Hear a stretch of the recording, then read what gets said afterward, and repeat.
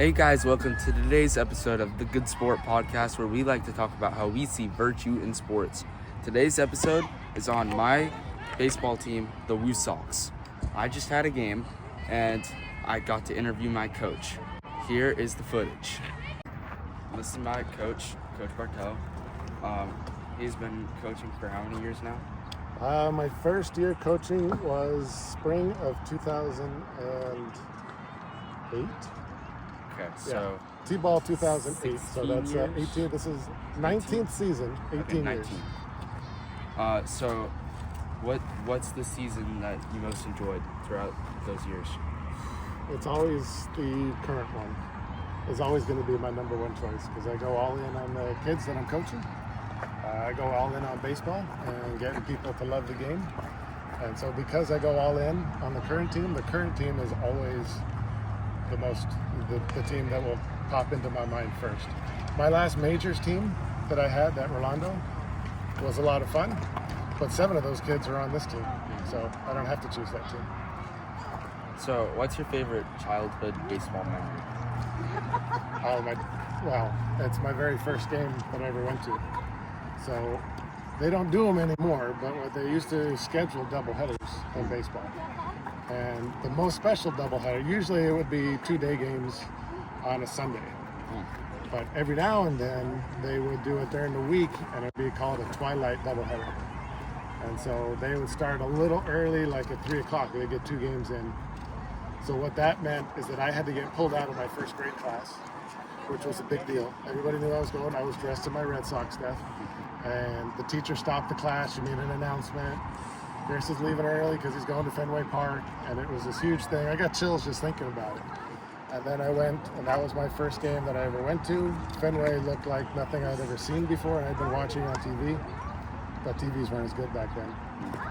It was 2 games against the Detroit Tigers. Okay. And Red Sox won both games. And I got to see Fred Lynn, who was my favorite player. And I didn't know it till later. Was Miguel Cabrera on that team? Oh, this is no? This is 1977. I don't know okay. that Miguel was born. But, so you can look up these players later. There are 2 players. One is named Lou Whitaker, and one is named Alan Trammell. Okay. I've heard both of those names. Yeah, so they played 20 years together, shortstop, second base. The second The game of that dynamic duo. the second game of that doubleheader was the first game they ever played in the major leagues. Wow. So I didn't realize that until I looked it up years later because they were nothing kids when I came up in the second game in September of that year. But that's definitely it's tough to top that. So what memories do you have of kids growing in character through baseball? Oh boy, that's a long list. After 18 years, and I realized very, very early on that very first T-ball team, because I come from a baseball family. Philip was throwing baseballs since before he could stand up, literally, right? So that's kind of what I was expecting. I don't know, T-ball, people putting their kids in T-ball. What I didn't understand until that first practice was that there were kids that seemingly had never put on a glove before. And what's cool is that I've seen that at pretty much every level. And what I would do especially at Rolando for Little League, is when you're doing the draft, when you're doing the assessments, I'm looking for the kids that really need somebody, that are going to be wasted potentially with another coach who's just too into whatever, and is just going to have that child try and bunt and do nothing else.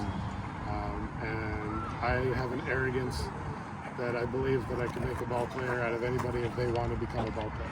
So that list is too long to come up with one. You're obviously on that list.